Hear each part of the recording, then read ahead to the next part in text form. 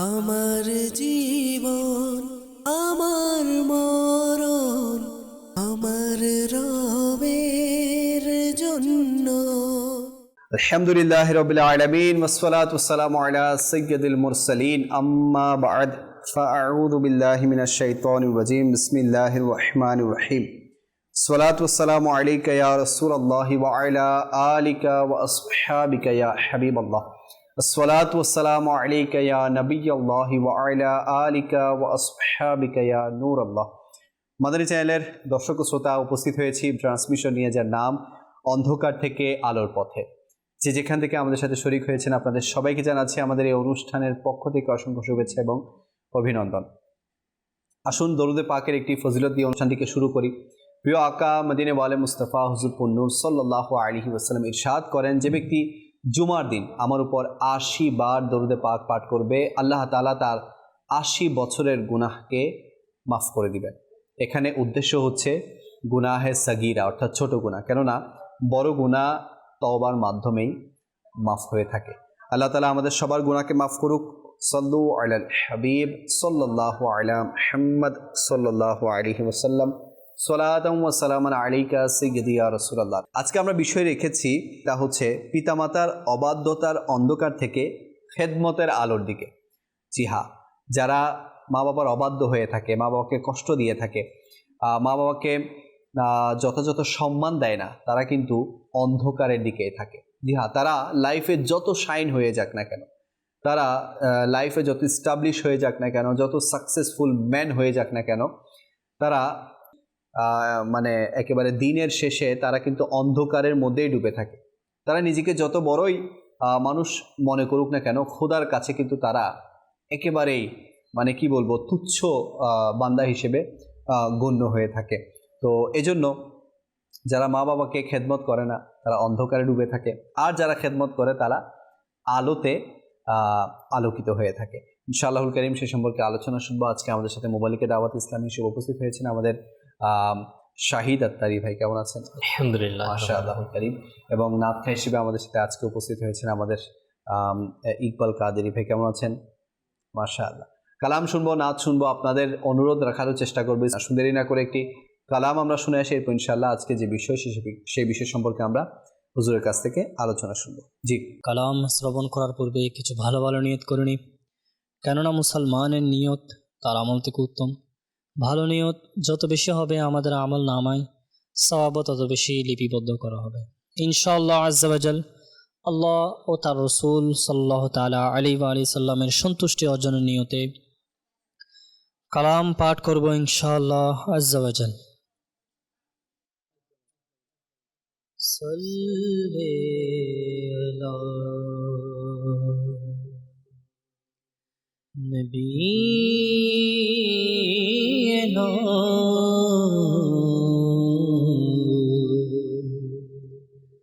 সাল্লি আলা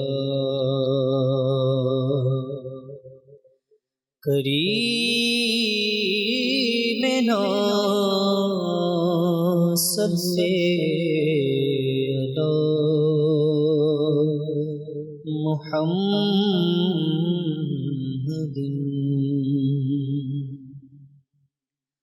तुम्हारा नाम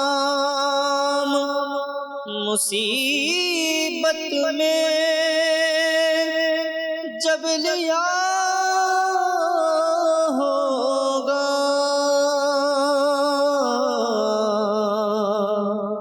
हमारा बिगड़ा हुआ काम बन गया होगा।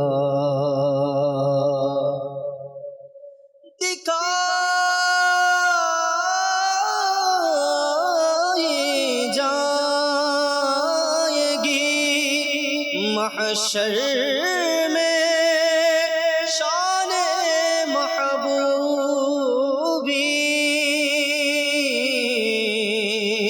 आका दिखाई जाएगी महशर में शान महबूबी।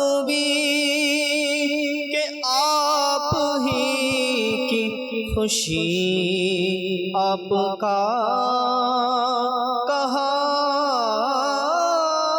होगा। सल्ले अला नबीना सल्ले अला मुहम्मदीन सल्ले अला करीमिना सल्ले अला मुहम्मदीन। आमीन गुन्नो आमी गुनाहगार आका आमीन गुन्नो आमी गुनाहगार आका आमीन गुन्नो आमी गुनाहगार কি করব বয়ান প্রশংসা তোমার কি করব বয়ান প্রশংসা তোমার দিলেন খোদা মোর সকল ক্ষমতা আকা দিলেন খোদা মোর সকল ক্ষমতা জাহানের তুমি তো সরদার ও ভয় জাহানের তুমি তো সরদার। খুঁজে যদি কেউ তোমার উপমা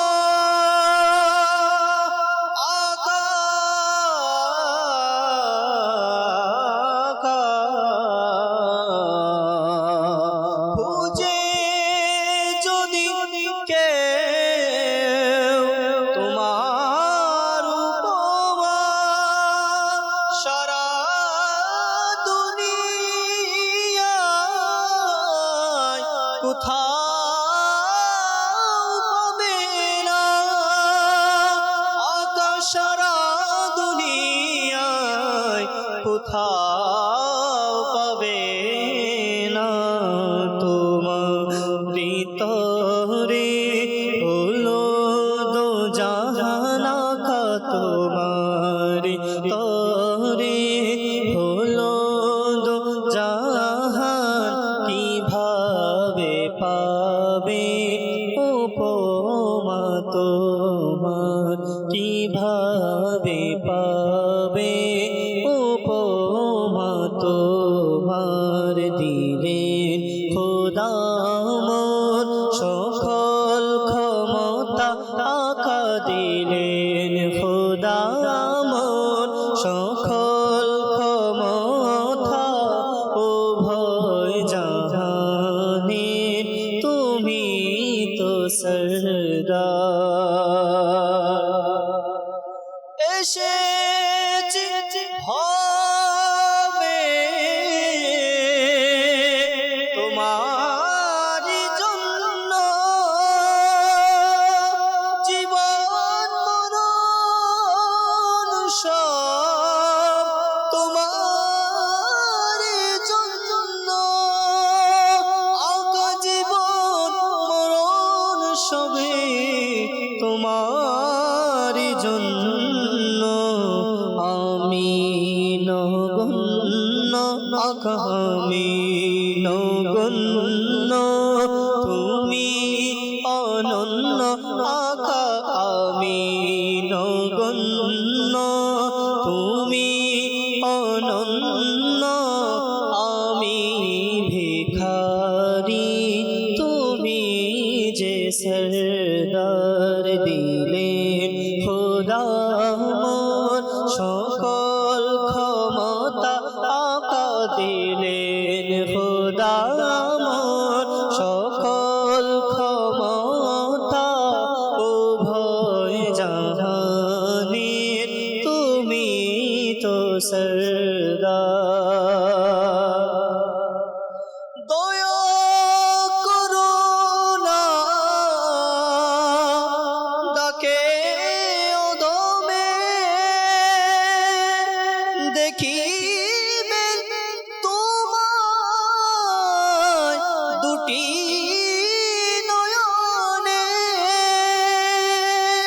দয়া করো না ডাকে অধমে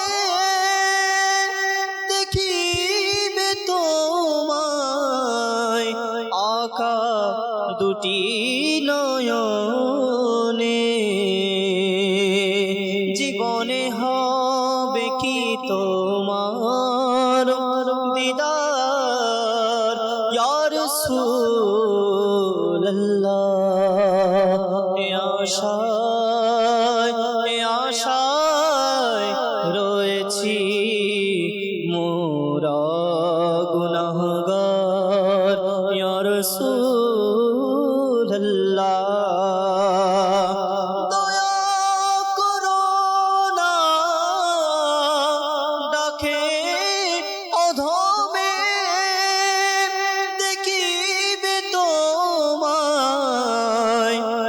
দুটি নয়নে এসো হে প্রিয় আমার স্বপনে আঁকা হেসো হে প্রিয় আমার স্বপনে দেখাও না একবার চেহারা তোমার দেখাও না একবার চেহারা তোমার দিলেন খোদা মন সকল ক্ষমতা আকা দিলেন খোদা মন সকল ক্ষমতা উভয় জাহানের তুমি তো সরদার শুনো হে আকা আমার ফরিয়াদ দেখো এ ফকির পেতেছি দুহাত তোমার শুনো জোর দাওয়া আমার উপর আকাশ তোমার শুনো জোর দাওয়া আমার উপর তোমাকে ডাকে এসা গেয়া তার দিনে খোদা মোর সকল ক্ষমতা উভয় জাহানের তুমি তো সরদার আমি নগণ্য আমি গুনাহগার কি করব বয়ান প্রশংসা তোমার সুবহানাল্লাহ সুবহানাল্লাহ। দর্শকবৃন্দ, আজকে আমরা আলোচনার বিষয় রেখেছি পিতামাতার অবাধ্যতার অন্ধকার থেকে খেদমতের আলোর দিকে। আসুন আমরা এ সম্পর্কে আমাদের মোবালিকে দাওয়াত ইসলামী শাহিদ ভাইয়ের কাছ থেকে আলোচনা শুনি। জি হুজুর। আলহামদুলিল্লাহ রাব্বিল আলামিন ওয়াসসালাতু ওয়াসসালামু আলা সাইয়্যিদিল আমবিয়া ওয়াল মুরসালিন। জি লিয়াকত ভাই, আজকে মাশাআল্লাহ অন্ধকার থেকে আলোর পথে এই অনুষ্ঠানে যে বিষয়টি নেওয়া হয়েছে অত্যন্ত গুরুত্বপূর্ণ বিষয়, যে পিতামাতার সংশ্লিষ্ট বিষয়। তো যে নামকরণ করা হয়েছে যে পিতামাতার অবাধ্যতা, এটা হচ্ছে অন্ধকারের পথ, আর পিতামাতার খেদমত এটা হচ্ছে আলোর পথ। তো সর্বপ্রথম শুরু করতে চাচ্ছি সূরা বনী ইসরাইলের 23 নম্বর আয়াতে মোবারকা দিয়ে, যেখানে আল্লাহ তাআলা ইরশাদ করছেন যে তোমরা আল্লাহর ব্যতীত কারো ইবাদত করিও না এবং পিতামাতার সাথে সুন্দর আচরণ করো, সুন্দর ব্যবহার করো। লিয়াকত এই আয়াতে মোবারকের মধ্যে আল্লাহ তাআলা তাওহীদের বিষয় বলছেন, যে আল্লাহ তাআলা ছাড়া কারো ইবাদত না করার জন্য। এমন একটি গুরুত্বপূর্ণ বিষয়ের সাথেই আল্লাহ তাআলা পিতামাতার বিষয়টিও উল্লেখ করেছেন। তাহলে কেমন গুরুত্বপূর্ণ বিষয়!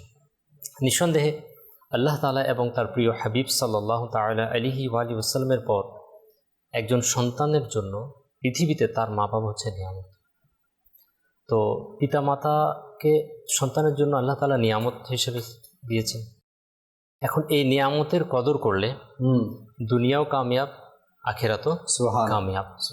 তো আমরা দুনিয়াতে সাকসেসফুল হওয়ার জন্য সব রকম পন্থা অবলম্বন করাও দরকার, কিন্তু যদি আপনার মূল বেসিকটা জিনিস যে আমরা সব কিছু অবলম্বন করলাম, কিন্তু বাবা মার যে খেদমত সেই জায়গাটা যদি অবহেলা হয়, সেখানে যদি বাবা মার প্রতি পিতামাতার প্রতি অবাধ্যতা হয়, তাহলে যে সাকসেস যেটা সেটা প্রকৃত সাকসেস নয়।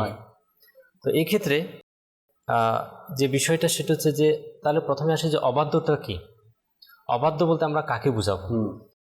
কুরআনুল কারীমে এক জায়গায় এটাও এসেছে আয়াত মুবারকের মধ্যে যে তোমরা বাবা মার সাথে উফ শব্দটি ব্যবহার করিও না। অর্থাৎ পিতামাতার সামনে উফ বলা এটাও হারাম, এটাও হারাম, যেটা বিরক্তি প্রকাশ বলা হয়। তো উফ হচ্ছে একটা খুব সামান্য ছোট একটা বিষয়, যে বাবা মা কোনো কিছু একটু বললো তো সন্তান ওইটা রিপ্লাই বললো উফ বিরক্ত করিও না। এটা দেখতে কিন্তু মনে হচ্ছে যে খুবই সিম্পল একটা বিষয়, ছোট্ট একটা বিষয়। এই ছোট্ট একটা বিষয় আল্লাহ তাআলা কুরআনুল কারীমে এক্সাম্পল হিসেবে দিচ্ছেন যে পিতামাতার সাথে এই ছোট্ট সামান্যটুকু অবহেলা বা বিরক্তি প্রকাশ করার জন্য এরকম উফ শব্দ যেন ব্যবহার না হয়। তো এটা গুনাহ, এটা হারাম এবং জাহান্নামে নিয়ে যাওয়ার মতো কাজ। তো যেখানে আল্লাহ তাআলা উফ শব্দ পর্যন্ত সতর্কতা অবলম্বনের জন্য বলছেন, তো সেখানে পিতামাতাকে কথা দিয়ে কষ্ট দেওয়া, বড় কোনো কথা বলে ফেলা, কোনো এমন আচরণ করা যেটা পিতামাতা কষ্ট পাবে না। তো আমাদেরকে এইগুলো থেকে বাঁচার প্রয়োজন। এখন লিয়াকত ভাই সবচেয়ে বড় বিষয় হচ্ছে যে পিতামাতার অবাধ্যতা। এখানে তো একটা ডেফিনেশন চলে আসছে যে যেখানে উফ শব্দ বলার অনুমতি নেই সেটা মা বাবার সামনে বেয়াদবি হয়ে যাচ্ছে, অবাধ্যতা হয়ে যাচ্ছে। তো এর উপরে এখন যত কিছুই যাব তাহলে সবগুলো অবাধ্যতার মধ্যে চলে আসবে। এক কথায় যত ধরনের অসদাচরণ আছে যেটা দ্বারা মা বাবা কষ্ট পেতে পারে, প্রত্যেকটা জিনিস হচ্ছে মা বাবার অবাধ্যতা। তো একজন সন্তান হিসেবে সর্বপ্রথম আমাদেরকে এই শিক্ষা নিতে হবে যে মা বাবার প্রতি সব সময় সদাচরণ করতে হবে, মা বাবার খেদমত করতে হবে, মা বাবার সম্মান করতে হবে, মর্যাদা করতে হবে। কিন্তু যদি অবাধ্যতা হয়ে যায় তাহলে সেটার শাস্তি কী, সেটার পরিণতি কী? আসুন আমরা শ্রবণ করি। নবী করিম সাল্লাল্লাহু তাআলা আলাইহি ওয়াসাল্লাম জুমার খুতবা দেওয়ার জন্য মিম্বরে আরোহণ করছিলেন। তো প্রথম সিঁড়িতে উঠলেন নবীজি, বললেন আমিন। দ্বিতীয় সিঁড়িতে উঠলে বললেন আমিন। তৃতীয় সিঁড়িতে উঠে বললেন আমিন আমিন। তো সাহাবা ইকরাম খেয়াল করলেন, নর্মালি এটা হয় না। আর সাহাবা ইকরামদের এমন একটা ছিল, যখনই রাসূল পাক সাল্লাল্লাহু আলাইহি ওয়াসাল্লামকে কোনো কিছু নতুন দেখতেন সাথে সাথে জিজ্ঞেস করতেন। তো নামাজ যখন শেষ হয়ে গেল, খুতবা শেষ হলো, নামাজ শেষ হলো, সাহাবা ইকরাম জিজ্ঞেস করলেন, ইয়া রাসূলুল্লাহ সাল্লাল্লাহু আলাইহি ওয়াসাল্লাম, আজকে প্রথমে একটা জিনিস দেখলাম যেটা আগে কোনো সময় আমরা লক্ষ্য করিনি। আপনি খুতবা দেওয়ার জন্য যখন মিম্বরে তাশরিফ নিয়ে আসছিলেন, প্রথম সিঁড়িতে উঠে বলেন আমিন, দ্বিতীয় সিঁড়িতে উঠে বলেন আমিন, তৃতীয় সিঁড়িতে বলেন আমিন। এটা আমরা বুঝিনি। রাসূল পাক সাল্লাল্লাহু আলাইহি ওয়াসাল্লাম বলছেন, যখন আমি প্রথম সিঁড়িতে আরোহণ করলাম, জিবরাইল আমিন আসলেন। জিবরাইল আমিন তখন 3টা দোয়া করলেন। দোয়ার ক্যাটাগরি কি? দোয়া তো 2 রকম হয়, একটা হচ্ছে ভালো দোয়া, একটা হচ্ছে বদদোয়া। এই দোয়াটা ছিল বদদোয়া। তো জিবরাইল আমিন 3টা বদদোয়া করলেন। আমি 3টা বদদোয়ার উপর আমিন বলেছি। প্রথমটা কি? জিবরাইল আমিন আলাইহিস সালাম বললেন, যে ব্যক্তি রমজান মাস পেল কিন্তু নিজের গুনাহ মাফ করাতে পারলো না, সে ধ্বংস হোক। আমার নবীজি বললেন আমিন। দ্বিতীয় বদদোয়া কি ছিল? যে আমার ইয়া রাসূলুল্লাহ আপনার নাম শুনলো কিন্তু আপনার উপর দুরূদ পড়লো না, সে ধ্বংস হোক। আমার নবীজি বললেন আমিন। 3 নম্বর বদদোয়া কি ছিল? আমার নবীজি ইরশাদ করতেছেন, জিবরাইল আমিন বললেন যে ইয়া রাসূলুল্লাহ, যে ব্যক্তি, যে সন্তান তার পিতা মাতাকে বার্ধক্য অবস্থায় পেল, দুইজনকে অথবা উভয়কে অথবা যে কোনো একজনকে বার্ধক্য অবস্থায় পেল এবং ওই অবস্থায় পিতা মাতার খেদমত করে জান্নাত হাসিল করতে পারলো না, সে ধ্বংস হোক। নবীজি বলেন আমিন। লিয়াকত ভাই, কত গুরুত্বপূর্ণ বিষয় যে বলা হচ্ছে, যে সন্তান পিতামাতাকে বার্ধক্য অবস্থায় পেল, পিতামাতার খেদমত করে জান্নাত হাসিল করতে পারলো না, তার ধ্বংস হোক। আচ্ছা, এই বদদোয়া করছেন কে? ফিরিস্তাদের সর্দার, আর আমিন বলছেন কে? নবীদের সর্দার। আল্লাহু আকবার। তো এটা এখান থেকে আমাদেরকে শিক্ষা নেওয়া দরকার যে পিতামাতার সামনে যদি অবাধ্য হয়ে যায় তাহলে এটা হচ্ছে ধ্বংস, এটা হচ্ছে অন্ধকারের পথ, এটা হচ্ছে আমাদের যেটা বলা যায় যে এটা হচ্ছে আমাদের ব্যর্থতা দুনিয়াতে এবং আখিরাতে। অপরদিকে যদি বাবা মার খেদমত করা যায়, বাবা মার সম্মান করা যায়, এমন কাজ করা, এমন কথা বলা যেন বাবা মা কি হয়, সন্তুষ্ট হয় সন্তানের প্রতি। দেখুন লিয়াকত ভাই, বাবা মা সন্তানের কাছে ধন সম্পদ চায় না, অর্থবিত্ত চায় না, শুধু এটাই চাই যে সন্তান একটু ভালো বসে কথা বলুক, পাশে বসে কথা বলুক, একটু সময় দিক, হ্যাঁ, একটু সম্মান করুক, হ্যাঁ। আর এটাও চায় না সন্তান যে তার জন্য আহামরি কোনো কিছু করবে। কিন্তু সন্তানের জন্য দায়িত্ব হচ্ছে বাবা মার সব অবস্থায় বাবা মার কী করা, খেয়াল রাখা। একটা লিয়াকত ভাই জেনারেল বিষয় হচ্ছে যে আমরা কাদের সাথে সম্মান সূচক আচরণ করি। যদি জেনারেলি দেখা যায় কেউ আমার উপকার করলো, দুনিয়াবী হিসাবে কেউ আমার উপকার করলো, আমি কি করি, তাকে সম্মান করার চেষ্টা করি। আচ্ছা, এখন যদি উপকার করলো এটা যদি দেখি, তাহলে একজন ব্যক্তির লাইফে তার মা বাবা সবচেয়ে উপকার তার জন্য করেছে। জি। কারণ যখন মা বাবা তার উপকার করছে তখন আর কেউ তার আশেপাশে নেই। যখন একটা বাচ্চা ভূমিষ্ঠ হয়, জন্মের প্রথম দিন থেকে শুরু করে সে স্বাবলম্বী হওয়া পর্যন্ত, শারীরিকভাবে স্বাবলম্বী হওয়া পর্যন্ত, এই 2 বছর 4 বছর 5 বছর কমপ্লিটলি মা বাবার কি থাকে, ডিপেন্ড থাকে, নির্ভরশীল থাকে। তো এই হাঁটা চলা থেকে শুরু করে, খাওয়ানো থেকে শুরু করে সব কিছুতে মা বাবার উপর কি নির্ভরশীল না। তো মা বাবার যে খেদমত সন্তানের জন্য। একবার এক সাহাবী, এক ব্যক্তি, যুবক এসে নবী পাক সাল্লাল্লাহু আলাইহি ওয়াসাল্লামের দরবারে আরজ করলো যে ইয়া রাসূলুল্লাহ সাল্লাল্লাহু আলাইহি ওয়াসাল্লাম, আমি আমার মাকে কাঁধে নিয়ে কয়েক মাইল হেঁটেছি। আচ্ছা, কোন পথে হেঁটেছি? এমন পথে, এমন পাথরের উপর যেই পাথর এত বেশি উত্তপ্ত ছিল যেখানে যদি মাংস রাখা হতো কাবাব হয়ে যেত। আমি এমন উত্তপ্ত পাথরে হেঁটেছি, তাও কয়েক মাইল। তো সে নবী পাক সাল্লাল্লাহু আলাইহি ওয়াসাল্লামকে জিজ্ঞেস করলো, হুজুর, আমার কি মায়ের যা হক আমার উপর ছিল এগুলো কি আদায় হয়ে গেছে? আমি কি আদায় করে ফেলেছি? আমি তো মাকে কাঁধে নিয়ে চলেছি। বলল, হে বৎস, তুমি তোমার মায়ের সম্পূর্ণ হক আদায় করো। হয়তোবা তোমার মা তোমাকে জন্ম দেওয়ার সময় যে ব্যথা অনুভব করেছিল, যে ঝটকা অনুভব করেছিল, সেগুলোর কয়েক ঝটকার, কয়েকটি ব্যথার একটি ব্যথার হয়তোবা তুমি হক আদায় করেছো, কিন্তু পরিপূর্ণ হক তুমি আদায় করনি বা করতেও পারবে না। জি। তাহলে যারা আমরা বলি যে অনেক সময় এটাও হয়, আমি আপনার জন্য কি করি নাই, হ্যাঁ, ছেলে যখন একটু এস্টাবলিশ হয়ে যায়, আমি আপনার জন্য কি করি নাই, এত কিছু তো দিয়েছি, এত কিছু করেছি, আর কি দরকার, আর কি চাই, এমন কথাও কিন্তু মা বা বাবাকে বলে ফেলা হয়। অথচ নবী পাক বলছে যে কখনোই মা বাবার ঋণ শোধ করা যাবে না। আপনি বললেন না যে যদি চামড়া দিয়ে জুতাও বানানো হয় তাও তো শোধ হবে। তো লিয়াকত ভাই, যদি অবাধ্যতা হয় তো সেটার পরিণতি কেমন ভয়ানক হতে পারে। একবার রাসূল পাক সাল্লাল্লাহু তাআলা আলাইহি ওয়াসাল্লামের সময় সাহাবায়ে কেরাম আসে বললেন, ইয়া রাসূলুল্লাহ, অমুকের অন্তিম মুহূর্ত, সাকারাত চলছে, মৃত্যুর বিছানায় সে আছে, ইয়া রাসূলুল্লাহ, আমরা গিয়েছিলাম তাকে দেখার জন্য, আমরা তাকে কালিমা পড়ানোর চেষ্টা করেছি, কিন্তু তার মুখ দিয়ে কালিমা বের হচ্ছে না। নবী করিম সাল্লাল্লাহু আলাইহি ওয়াসাল্লাম বললেন, তাহলে একটা কাজ করো, তার মা বাবা যদি জীবিত থাকে তাকে ডেকে আনো। তো তার মাকে ডেকে আনা হলো। রাসূল পাক সাল্লাল্লাহু আলাইহি ওয়াসাল্লাম জিজ্ঞেস করলেন, তোমার সন্তান মৃত্যুর বিছানায় আছে, সে মৃত্যুর যন্ত্রণায় ছটফট করছে, তাকে কালেমা পড়ানো হচ্ছে কিন্তু তার মুখ দিয়ে কালমা বের হচ্ছে না। তার মাকে জিজ্ঞেস করছেন যে কি বিষয়, কেন এরকম হচ্ছে? তো সেই মা অঝর নয়নে কান্না শুরু করলেন, বলে, ইয়া রাসূলুল্লাহ সাল্লাল্লাহু আলাইহি ওয়াসাল্লাম, আমার এই সন্তান আমাকে অনেক কষ্ট দিয়েছে, আমাকে অনেক কষ্ট দিয়েছে, তার কষ্টের কারণে আমার হৃদয় কি হয়ে গেছে, ব্যথিত, আমি তাকে মাফ করব না। রাসূল পাক সাল্লাল্লাহু আলাইহি ওয়াসাল্লাম বলছেন যে দেখো, তোমার সন্তান মৃত্যু পথযাত্রী, এখন মাফ করে দাও, এখন মাফ করে দাও। তো তখন এই মা তখনও কি করছেন, মাফ করতেছেন না, মা মাফ করার জন্য রাজি না। তখন রাসূল পাক সাল্লাল্লাহু আলাইহি সাল্লাম বললেন, তুমি যদি তোমার সন্তানকে মাফ না করো তাহলে আমরা তোমার সন্তানকে জ্বালিয়ে দিব। তুমি যদি তোমার সন্তানকে মাফ না করো তাহলে আমরা তাকে জ্বালিয়ে দিব।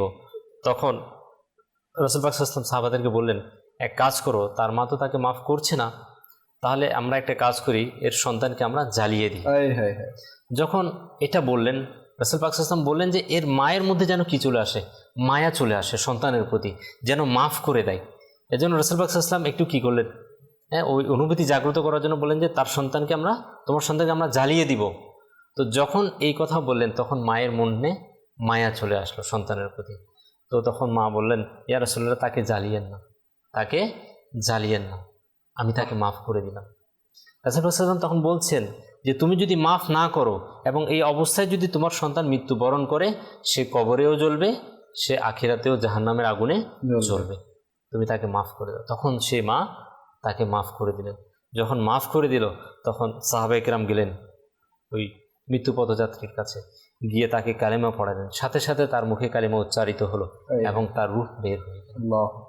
তো লিয়াকত ভাই, যে মা বাবাকে কষ্ট দিলে মৃত্যুর যন্ত্রণা, ইমান হারা হয়ে মৃত্যুবরণ করার আশঙ্কা রয়েছে, এমন একটি বিষয়।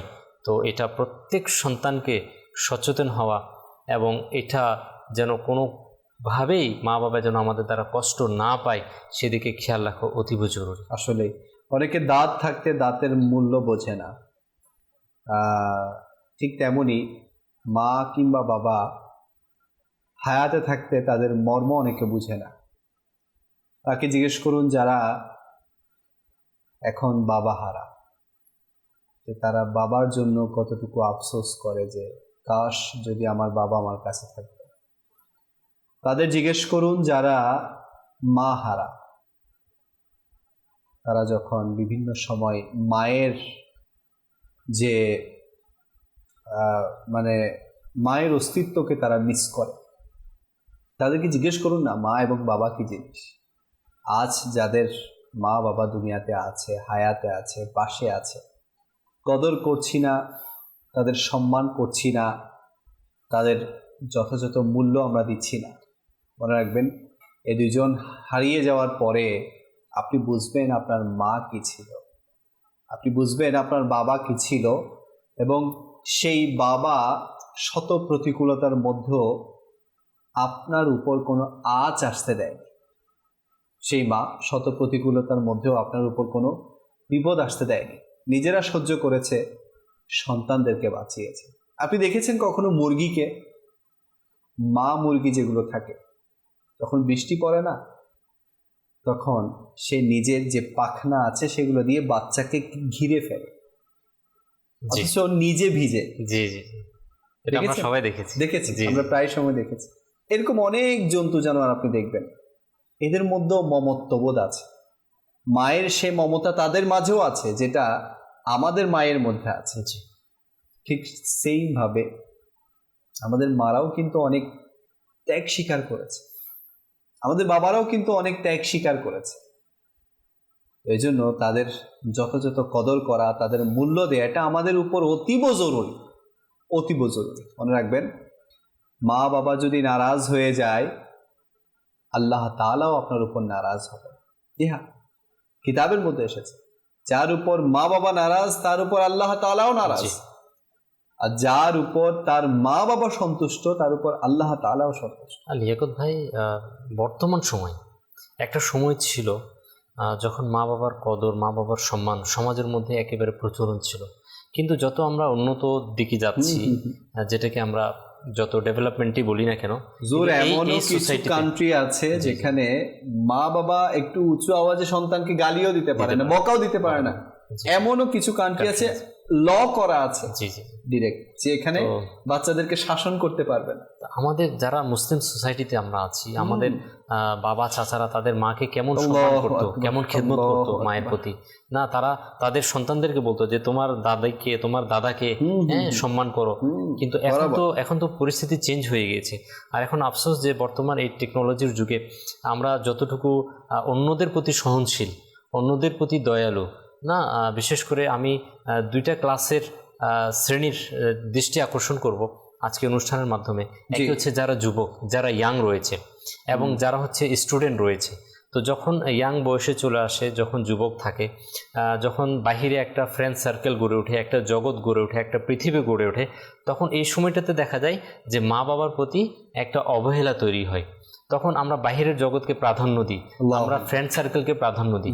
এরকম অনেক এক্সাম্পল রয়েছে, এটা আমরা হরহামেশাই দেখছি যে বন্ধু থাকা ভালো জিনিস, বন্ধু থাকা ভালো, বন্ধু যদি হয়, দিনদার বন্ধু যদি হয় তাহলে ভালো জিনিস। তো এটা আমরা দেখি যে অনেক সময় বন্ধুর কথাকে প্রাধান্য দেওয়া হয়, বন্ধুর কথাকে গুরুত্ব দেওয়া হয়, কিন্তু ওই সময় যদি মা বাবা যদি কোনো কিছু বলে তখন সেটা প্রত্যাখ্যান করা হয়। তো এমন একটা সময় চলে আসছে যে আমরা বাহিরের অনেক মানুষের কথাকে প্রাধান্য দিচ্ছি, গুরুত্ব দিচ্ছি, কিন্তু ওই জায়গায় মা বাবার কথাকে প্রাধান্য দেওয়া হচ্ছে না, গুরুত্ব দেওয়া হচ্ছে না। লেটস যদি একটা এক্সাম্পল আমরা নিই, যে বন্ধু কেউ একটা অফার করলো যে কোনো জায়গায় বেড়াতে যাবে, এখন সব কিছু ঠিক, মা বাবা বলে যে বাবা যেও না। মা বাবা আন্দাজ করতেছে হয়তোবা তার জন্য এখানে যাওয়াটা ভালো না, এখানে গেলে তার কোনো ক্ষতি হতে পারে। মা বাবা তার ভালোর দিক, কল্যাণের দিক চিন্তা করে নিষেধ করলেন যে বাবা এখানে যেও না। তো এই সিচুয়েশানে বর্তমান সময়ের সন্তানরা কী করতেছে, বন্ধুর কথায় প্রাধান্য দিচ্ছে, মা বাবাকে অবজ্ঞা করছে। তো এইটা একটা এক্সাম্পল। তো এরকম হওয়ার হামেশাই হচ্ছে। তো এই জায়গাতে যদি আমরা যারা ইয়াং আছি, যারা বর্তমানে স্টুডেন্ট আছে, তো তারা এই জায়গাটা একটু সচেতন হওয়া প্রয়োজন আছে যে কোনো অবস্থাতে মা বাবার অবাধ্য যেন না হয়। আল্লাহ আমাদের সবাইকে মা বাবার খেদমত করার তৌফিক দান করুক। ইনশাআল্লাহ আলোচনা আরও হবে। কিছু দর্শক কল করেছেন, আসুন কিছু কল আমরা অনুষ্ঠানে শামিল করি। জি, রাজশাহী জেলা বাগান থানা। আমার নাম আমিরুল ইসলাম। আমরা মাদানী চ্যানেল ফ্যামিলি সহ দেখি। মাদানী চ্যানেল আমাদের ভালো লাগে। মারহাবা। পরবর্তী কল। আতিক, আমি রাজশাহী জামিয়াতুল মদিনাতে পড়ি, আমিও ছাত্র। আমি নিয়মিত মাদানী চ্যানেল দেখি। আমি একটি কালাম শুনতে চাই। মাটি মদিনা হলে উৎসর্গ আমি তাত হতাম। শুনিয়ে দিলে আমি খুশি হতাম। মাশাআল্লাহ, আল্লাহ তাআলা আপনাকে বাআমুল মুখলিস আলেমীদ্বীন হিসেবে কবুল করুক। চেষ্টা করা হবে আপনার রিকোয়েস্ট রাখার। পরবর্তী কল। সাতক্ষীরা থেকে বলছি, আমার নাম গাজী আশরাফ। মাদানী চ্যানেল দেখছি তো খুব মজা লাগে, মানে এত মজা লাগে যে আমরা পরিবারের সবাই মিলে মাদানী চ্যানেলগুলো দেখি। খুবই সুন্দর প্রোগ্রাম আপনাদের।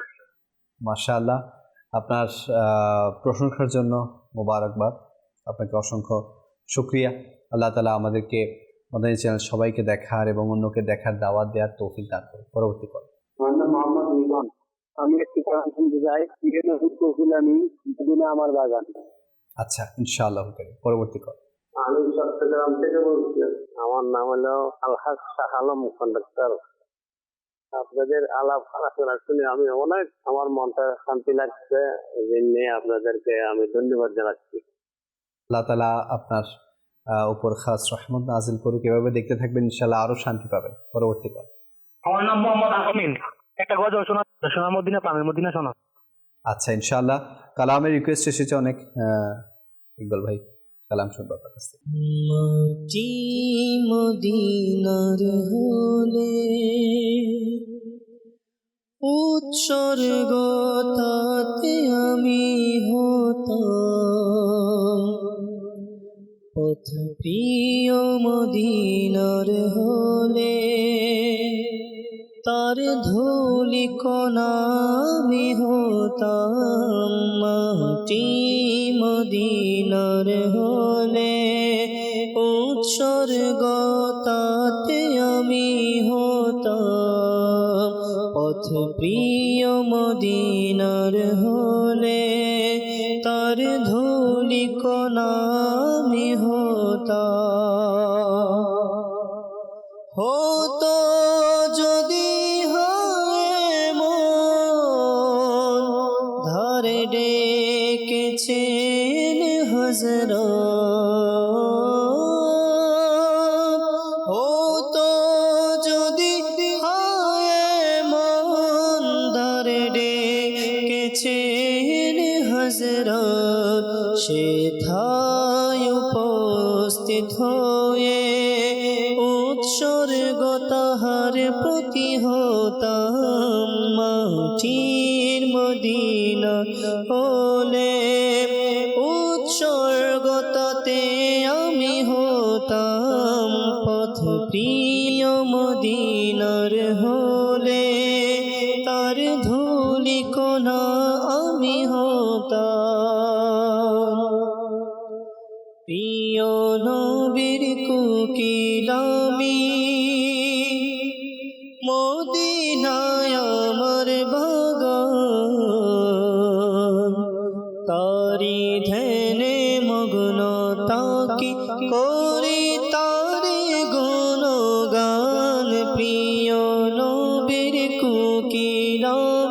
মদিনায় আমার বাগান তারি ধ্যানে মগ্ন থাকি করি তারি গুণগান প্রিয় নবীর কোকিলামি মদিনায় আমার বাগান তারি ধ্যানে মগ্ন থাকি করি তারি গুণগান আল্লাহ আল্লাহ আল্লাহ আল্লাহ আল্লাহ আল্লাহ আল্লাহ আল্লাহ আল্লাহ আল্লাহ আল্লাহ আল্লাহ আল্লাহ নবী নবী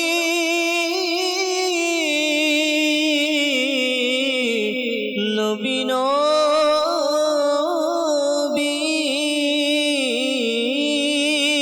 নবী নবী নবী নবী থাকে শুধু জপনে নবী নবী নবী নবী থাকে শুধু জপনে আছে আল্লাহর রহমত প্রিয় নবীর কারণে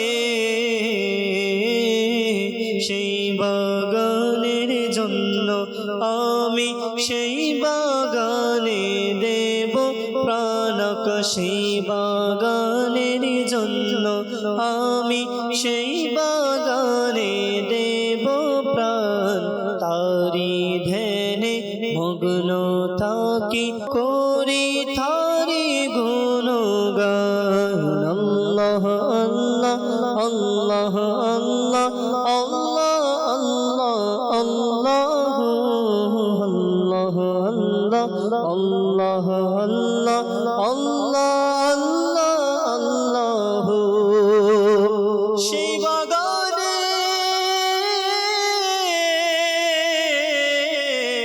দিনে রাতে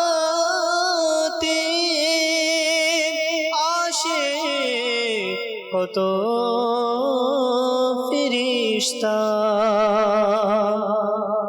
সেই বাগানে দিনে রাতে আসে কত ফেরেশতা সেই বাগানে দিনে রাতে আসে কত ফেরেশতা সেই বাগানে শুয়ে আছেন নবীদের উপদেষ্টা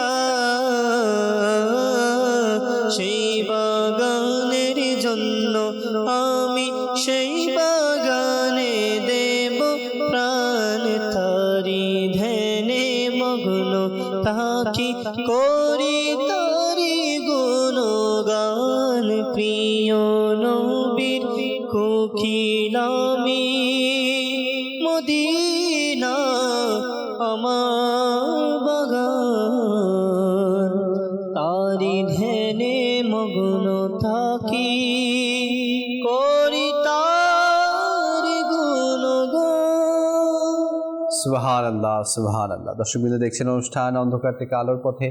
আমরা আলোচনা করছিলাম মা বাবার অবাধ্যতার থেকে বাধ্যতার দিকে ধাবিত হওয়ার ব্যাপারে, খেদমতের ব্যাপারে। আল্লাহ আমাদের সবাইকে মা বাবার কদর করার, তাদের খেদমত করার তৌফিক দান করুক। আলোচনা চলছিল শাহিদ ভাই। জি, লেখন ভাই, যে বিষয়টা আমরা অবাধ্যতার যে পরিণতি এটা শুনলাম, যে এটা আমরা শুনলাম, তো অবাধ্যতার অন্ধকার থেকে ফিরে এসে যদি আমরা পিতামাতার খেদমতের যদি চলে আসি, তাহলে আমাদের জীবন আলোকিত হবে, আমাদের দুনিয়ার জীবন আলোকিত হবে, আমাদের আখিরাতও আলোকিত হবে, এবং আমাদের কবর যেটা অন্ধকার না সেটাও আলোকিত হবে। সুবহানাল্লাহ। তো এখানে যে বিষয়টা, যে বাবা বাবার খেদমতগুলোর ফজিলত কি, শর্টে যদি বলা যায়, যে হাদিসে মোবারকে রাসূল পাক সাল্লাল্লাহু আলাইহি ওয়াসাল্লাম বলেছেন যে মায়ের পায়ের নিচে সন্তানের জন্য বেহেশত, জান্নাত। অর্থাৎ যে সন্তান পিতামাতাকে সম্মান করবে, মর্যাদা করবে, খেদমত করবে, সেটার পরিণতি হচ্ছে, সেটার ফলাফল হচ্ছে জান্নাত, সেটার পুরস্কার হচ্ছে জান্নাত। আর একটি হাদিসে মোবারকে এরকম এসেছে যে একবার রাসূল পাক সাল্লাল্লাহু আলাইহি ওয়াসাল্লাম সাহাবা ইকরামদেরকে তালিম দিচ্ছিলেন, দরস দিচ্ছিলেন, দ্বীন ইসলামের শিক্ষা দিচ্ছিলেন। তো এক পর্যায়ে রাসূল পাক সাল্লাল্লাহু আলাইহি ওয়াসাল্লাম বললেন যে কেউ যদি তার মা বাবাকে মহাব্বতের দৃষ্টিতে, আদবের দৃষ্টিতে যদি তাকায়, আল্লাহ তাআলা তাকে কবুল হজের সওয়াব দেবেন। সুবহানাল্লাহ। বাস লিয়াকত ভাই, দেখেন হজ এটা ফরজ ইবাদত। হজ করার জন্য সামর্থ্যবান হওয়া লাগে, হ্যাঁ, এবং সফর করা লাগে, হেরেম শরীফে যাওয়া লাগে, যে শর্তগুলো আছে আর কি। তো এরপর ইখলাসের বিষয় আছে, সম্পদ পবিত্রতা হওয়ার বিষয় আছে, কবুল হওয়া না হওয়া, এটা আল্লাহ তাআলার উপর। তবে যারা হজ করবেন তাদেরকে ধারণা রাখতে হবে আমার হজ কবুল হয়েছে, সুধারণা রাখতে হবে। জি জি জি। কিন্তু কবুল হতেও পারে, নাও হতে পারে। আর এখানে রাসূল পাক সাল্লাল্লাহু আলাইহি ওয়াসাল্লাম বলছেন যে কোনো সন্তান তার বাবা মার দিকে যদি একবার মহব্বতের দৃষ্টিতে, আদবের দৃষ্টিতে, রহমতের দৃষ্টিতে, মায়ার দৃষ্টিতে যদি তাকায়, আল্লাহ তাআলা তাকে কবুল হজের সওয়াব দেবেন। সাহাবায়ে কেরাম জিজ্ঞেস করেন, ইয়া রাসূলুল্লাহ সাল্লাল্লাহু আলাইহি ওয়াসাল্লাম, যদি কেউ তার মা বাবাকে দিনে 100 বার মায়ার দৃষ্টিতে তাকায়, আমার নবীজি বলছেন তাহলে 100টা কবুল হয়ে যাচ্ছে। সুবহানাল্লাহ। ফ্রিতে, ফ্রি অফ কস্ট, শুধু একটু তাকাতে হবে। কেমন মর্যাদা পিতামাতার আল্লাহ তাআলা রেখেছেন না? আল্লাহু আকবার। তো মা বাবাকে সেবা করা, ওনাদেরকে যত্ন নেওয়া, ওনাদের খেদমত করা, বাস শুধু একটা মায়ার দৃষ্টিতে তাকালে যদি এমন ফজিলত হয়, তাহলে যদি খেদমত করা যায়, না, যদি এমন কথা বলে মা বাবার মন ভালো করে দেওয়া যায়, মা বাবা অসুস্থ হলে যদি সেবা করার সুযোগ মিলে যায়। আমি একজন মুবাল্লিগে দাওয়াত ইসলামীকে চিনি। উনি ঘর থেকে বের হওয়ার সময় মায়ের পায়ে চুমু দিয়ে বের হয়, আর ঘরে প্রবেশের সময় সবার আগে মাকে খোঁজ করে, মায়ের পায়ে চুমু দেয়। এরপর ঘরে যা বাকি সদস্য আছে, এনাদের ওনার ফ্যামিলি আছে, ঘরওয়ালি আছে, সন্তান আছে, এদের খবরাখবর নিয়ে থাকে। এমনকি ওনার অভ্যাসে আমি দেখেছি যেখানেই থাকুক আগে মাকে ফোন দেয়, মায়ের অবস্থা কি, মা কিছু লাগবে, এটা লাগবে, ওটা লাগবে। মানে ওনার কাছ থেকে আমি এটা দেখেছি, এই অভ্যাসটা। উনি মানে বুঝতে পেরেছেন, জানতে পেরেছেন এবং উপলব্ধি করতে পেরেছেন যে মা বাবার সম্মান, মা বাবা আমার জন্য কি, মা বাবা আমার জন্য কত বড় নিয়ামত, যে কারণে উনি কি করতেছেন, মা বাবা খেয়াল করতেছেন, এতে নিজের লাভ, নিজের লাভ। তো আরেকটি বিষয় যেটা মুসা আলাইহিস সালামের জামানায়, মুসা আলাইহিস সালামকে বলা হয় কালিমুল্লাহ, আল্লাহ তাআলার সাথে কথা বলতেন, আল্লাহ তাআলার সাথে কালাম করতেন। তো মুসা কালিমুল্লাহ, মুসা আলাইহিস সালাম আল্লাহ তাআলার কাছে বললেন, হে আমার রব, আমার বড়ই জানতে ইচ্ছে করে জান্নাতে আমার প্রতিবেশী কে হবে। আল্লাহ তাআলা বললেন, হে মুসা, অমুক জায়গায় অমুক ব্যক্তি জান্নাতে তোমার প্রতিবেশী হবে। জি। আল্লাহ তাআলা তার পরিচয় দিলেন। আর মুসা আলাইহিস সালামের আগ্রহ জন্মালো। আল্লাহ তাআলা বললেন, অমুক জায়গার অমুক ব্যক্তি জান্নাতে আমার প্রতিবেশী হবে, তাহলে আমি একটু গিয়ে তার সাথে মোলাকাত করি, তার মধ্যে কি আছে, কি আমল আছে যে সে জান্নাতে আমার প্রতিবেশী হবে। মুসা আলাইহিস সালাম সফর করলেন, ওই জায়গায় গেলেন, তাকে খুঁজে বের করলেন, দেখলেন সে একটা বাজারের মধ্যে, দোকানের মধ্যে ব্যবসা করছে। মুসা আলাইহিস সালাম পরিচয় দেননি তিনি যে আল্লাহর নবী। মুসা আলাইহিস সালাম তার সাথে কথাবার্তা বললেন, বলে আমি দূর থেকে এসেছি, আমাকে আপনার সাথে থাকতে দিন। মুসা আলাইহিস সালাম দেখলেন সারাদিন মুসা আলাইহিস সালামের ইয়াটা হচ্ছে যে আমি অবজার্ভ করব যে কি আছে তার মধ্যে, কি এমন আমল আছে যে আল্লাহ তাআলা তাকে আমার প্রতিবেশী হিসেবে জান্নাত দান করবেন। মুসা আলাইহিস সালাম দেখলেন সারাদিন সে স্বাভাবিক কাজকর্ম করলো, ব্যবসা বাণিজ্য করলো, তেমন কোনো ওজিফা নাই, তেমন কোনো আমল নাই, স্বাভাবিক। পরে দোকান বন্ধ করে যখন তিনি বাসায় যাচ্ছেন, মুসা আলাইহিস সালামও তার সাথে গেলেন। তো মুসা আলাইহিস সালামকে তিনি বসিয়ে তিনি বাসার ভিতরে গেলেন। বাসার ভিতরে গিয়ে তিনি রুটি রান্না করলেন, খাবার রান্না করলেন এবং সেটা তার মাকে খাওয়ালেন। তারপর মুসা আলাইহিস সালামের জন্য কি করলেন, খানার ইন্তজাম করলেন। মুসা আলাইহিস সালাম জিজ্ঞেস করলেন যে বিষয় কি। তিনি বলছেন, আমার মা একেবারেই বৃদ্ধ, একেবারে বার্ধক্য অবস্থায় আছে, আমার মা খানা নিজে চিবিয়ে খেতে পারে না।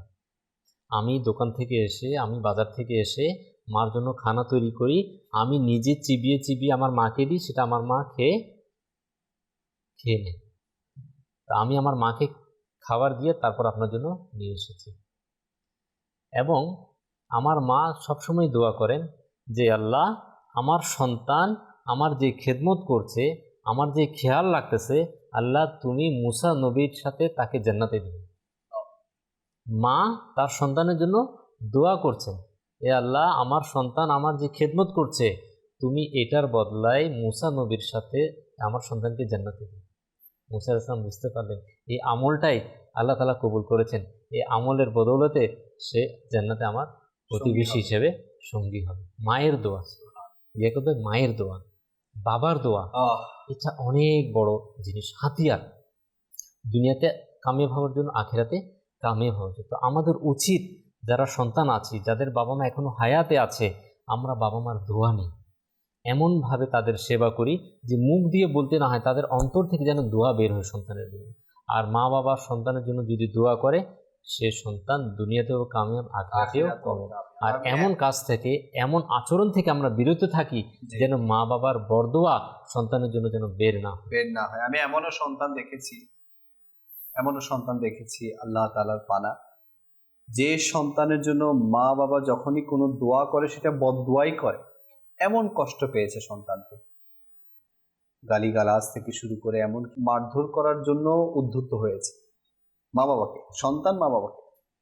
এমনকি বৃদ্ধ বয়সে বাবাকে জব করে করে সংসার চালাতে হচ্ছে, সন্তান কিছু করছে না, এমনও ফ্যামিলি আমি দেখেছি। তো আমি দেখেছি সেই ছেলেও এমন এক অসুস্থতার সম্মুখীন হয়েছে না, যেটার কোনো চিকিৎসা দ্বারা ঠিক হচ্ছে না।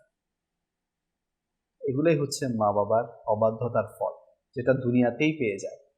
আখিরাতে তো আছেই, জি, এটা হুজুর বললেন, আখিরাতে কবরে এগুলো তো আছেই, দুনিয়াতে এর ফল পাওয়া যায়। দুনিয়াতে আল্লাহ তাআলা এটার ফল দিয়ে দেয়, মা বাবার সাথে অবাধ্যতার ফল দুনিয়াতে আল্লাহ তাআলা দিয়ে দেয়।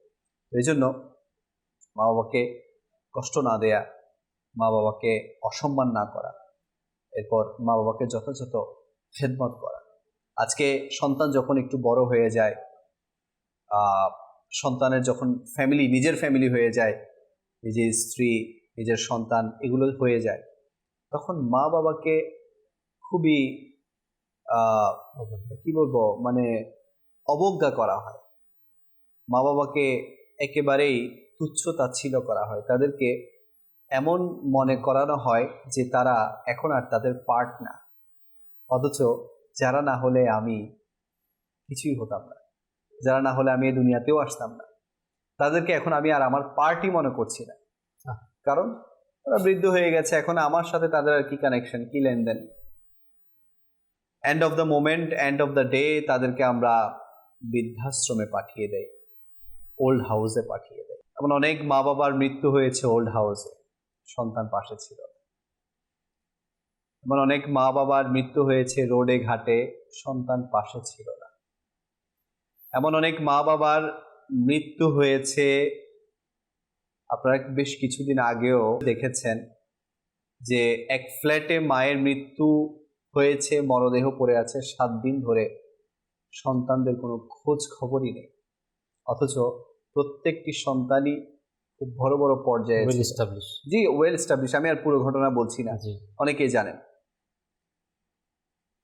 তো আজ আমি যে ওয়েল এস্টাবলিশ হয়েছি, কার কারণে হয়েছে? মায়ের কারণে, বাবার কারণেই তো না।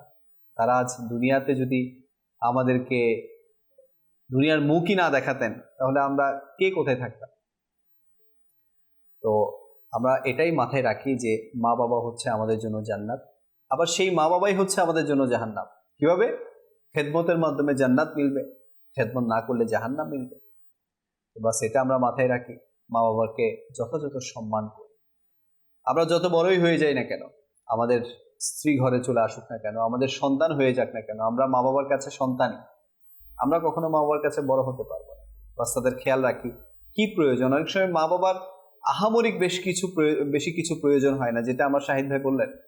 বাস তাদেরকে একটু সঙ্গ দেয়া, তাদেরকে জিজ্ঞেস করা, মা কি প্রয়োজন আপনার, বাবা কি প্রয়োজন, আমি এমনও দেখেছি, এমনও মা বাবা দেখেছি, মা বাবা বৃদ্ধ, অসুস্থ, অনেক ধরনের রোগ শোক আছে, তিনি রোগে কষ্ট পাচ্ছেন, জি, কিন্তু ওই অবস্থায় তিনি তার সন্তানের জন্য ফিকির করছেন, আমার সন্তান কোথায় আছে, খেয়েছে কিনা, সফরে গিয়েছে, কেমন আছে।